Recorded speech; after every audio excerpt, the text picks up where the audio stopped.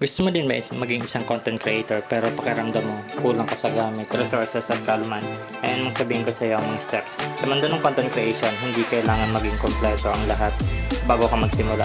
Ang importante ay ang simula. Ang mga top content creators ngayon ay nagsimula rin sa simpleng kagamitan at kunti lang din ang resources at ang kanilang kalaman.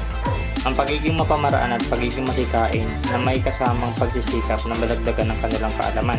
Huwag kang matakot na mag-experiment. Maraming libre na mapagkukunan online mula sa mga tutorial sa YouTube hanggang sa mga free online courses. Explore mo at gamitin ang mga ideya upang makagawa ng content. Mag-follow sa mga social media ng mga kapwa content creators, sumali sa mga online communities, at magtanong ng kanilang mga karanasan at humingi ng payo na maaaring magbigay sa iyo ng bagong pananaw at inspirasyon.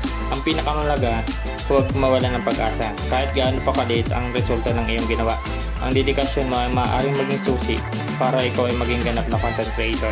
Simulan mo na ang iyong content creation journey ngayon at tingnan mo kung paano ka magkakahanap ng mga opportunity. Kahit huwag mo nang antayin na saka ka nagagawa ng content mo pag hindi ka na busy, pag may gamit ka na, pag hindi maingay ang paligid, maayos at malinaw ang camera mo, simulan mo na ngayong gumawa ng content. Nandito kami para supportahan ka.